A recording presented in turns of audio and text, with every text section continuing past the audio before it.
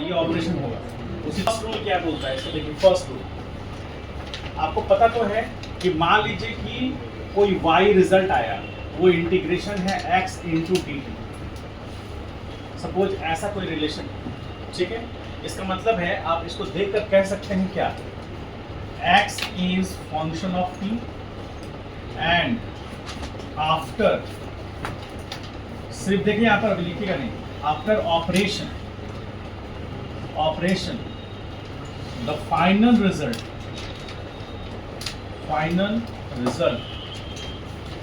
Will be, क्या रहेगा, y। मतलब ऑपरेट करेंगे, यहाँ पर वैल्यूज रखेंगे, उसके बाद ऑपरेशन करेंगे, जो भी निकल के आएगा फाइनली वो क्या होगा, y होगा, मतलब y वैल्यू होगा।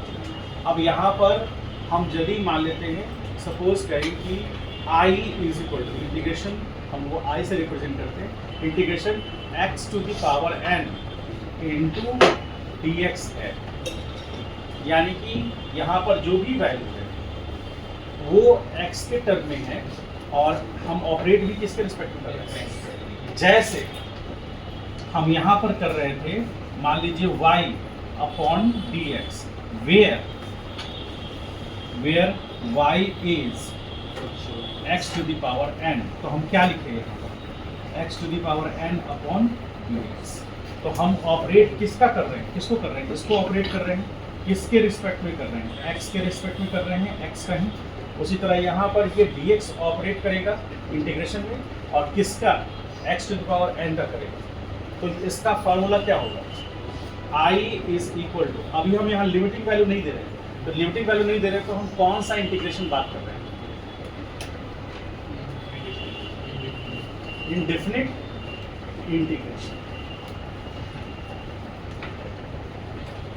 इंडेफिनिट इंटीग्रेशन की बात कर रहे हैं, ठीक है। तो यहाँ पर इंडेफिनिट वैल्यूज रहेंगे, अब उसमें लास्ट में हम एक टर्म बताएंगे आपको, बस यहाँ से बचिए। तो इसका रूल है x to the power n plus 1 division में n प्लस 1 और प्लस c क्या है, c आपके लिए अभी जो फिजिक्स में समझना है उतने के लिए बता रहे हैं, बाकी मैथमेटिक्स में पूरा डिटेल में पढ़ना है। एक कांस्टेंट है और ये कांस्टेंट ये रिप्रेजेंट करता है कि यह जो ऑपरेशन हुआ है वो ऑपरेशन इनडेफिनिट वैल्यूज के लिए हुआ है, मतलब कोई फिक्स वैल्यू के लिए नहीं हुआ। अब यहाँ पर ये सी जो है टर्म पर, जब क्वेश्चंस करेंगे तो समझाएंगे, सी उसके टर्म कंडीशन पर काम करेगा, सी का वैल्यू निकलेगा।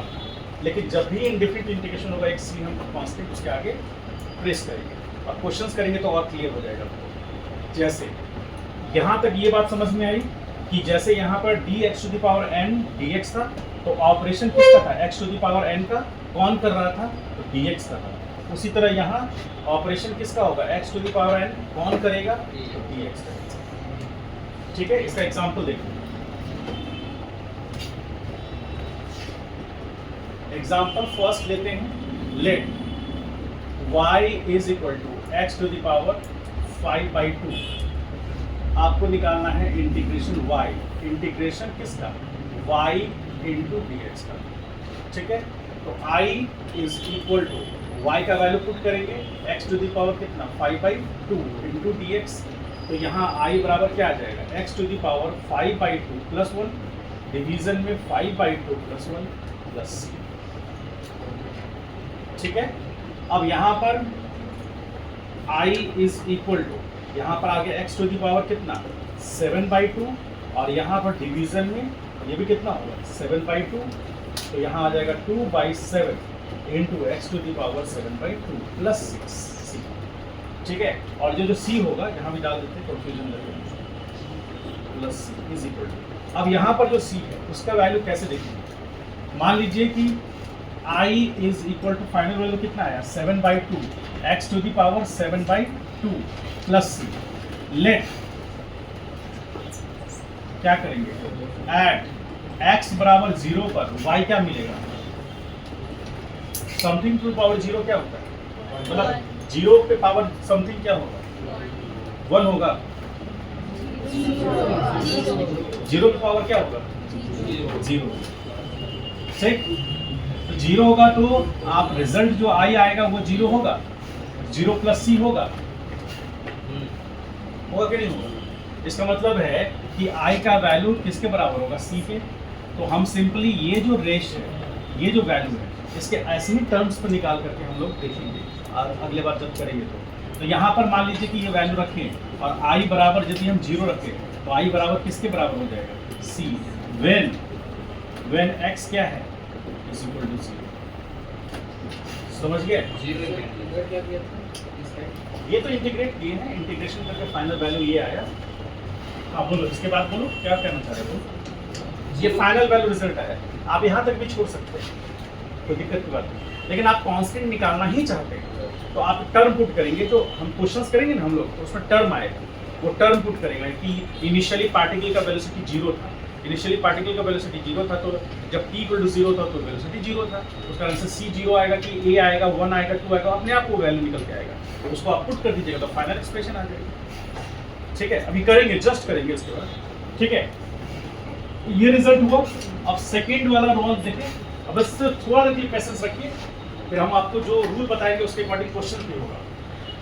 सेकेंड कहता है कि if y is equal to, ध्यान से देखिए, sin ax प्लस b, याद है डिफरेंशिएशन में भी किए थे हम लोग। तो ax प्लस b हमारे पास है और हमें क्या निकालना है, कि i बराबर इंटीग्रेशन y dx करना है। आपको पता है कि इस एक्सप्रेशन में y किसका फंक्शन है, x का फंक्शन है। तो यहाँ पर भी ऑपरेशन कौन कर रहा है, x, तो y का कर रहा है, तो y में भी तो x है ना। तो हम यहाँ पर पुट कर सकते हैं ना, इंटीग्रेशन y की जगह पर sin ax plus b into dx लिख सकते हैं ना। और हम लोग जब डिफरेंशिएशन कर रहे थे तो d sin ax plus b by dx कर रहे थे, यहाँ इंटीग्रेशन में है।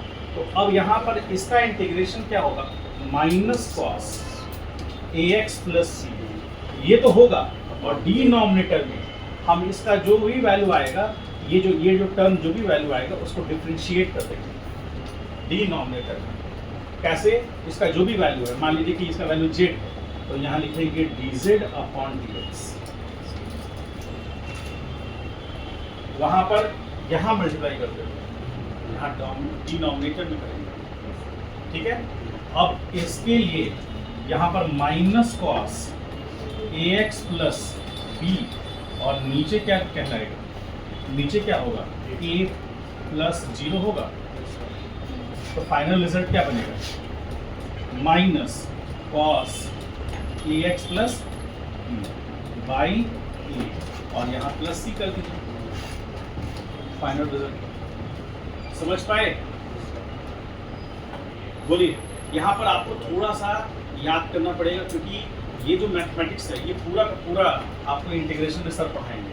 हम उतना डिटेल में जाएंगे तो 15-20 दिन और लग जाएगा, जा सकते हैं, लेकिन बायोलॉजी वाले बच्चे फिर परेशान हो जाएंगे, उतना उनको पढ़ना ही नहीं। ठीक है, हालांकि ये मैथमेटिक्स में टीचर को ही बताना है, लेकिन हम लोग बता देते हैं जनरल। तो आपको करना क्या है, थोड़ा सा याद कैसे करना है कि इंटीग्रेशन हम sin x प्लस b का कर रहे हैं।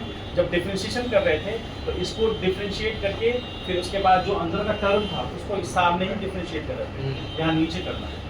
ये पूरे वैल्यू को हम क्या मान लिए, z, तो dz अपॉन dx क्यों किए, क्योंकि ये z जो वैल्यू है, ये z वैल्यू किस पर डिपेंड कर रहा है, x पर, इसीलिए dz अपॉन dx करेंगे तो कुछ वैल्यू निकलेगा।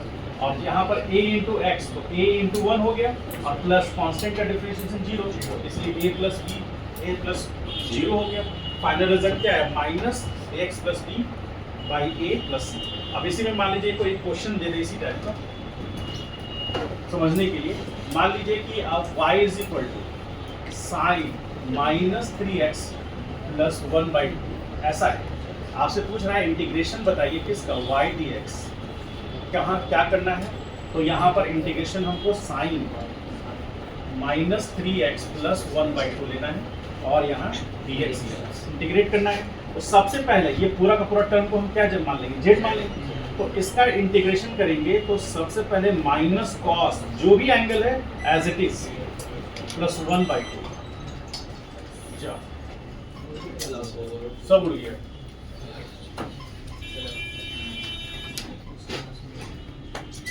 नहीं उस क्लास में भी तो लाइन कटा ही होगा, ऐसा थोड़ी नहीं, टाइम भी नहीं है। नहीं देगा ऑप्शन। तो कैसे जाएगा? मान लीजिए यहाँ से उड़ भी गया, तो यहाँ से थोड़ी उड़ेगा। मान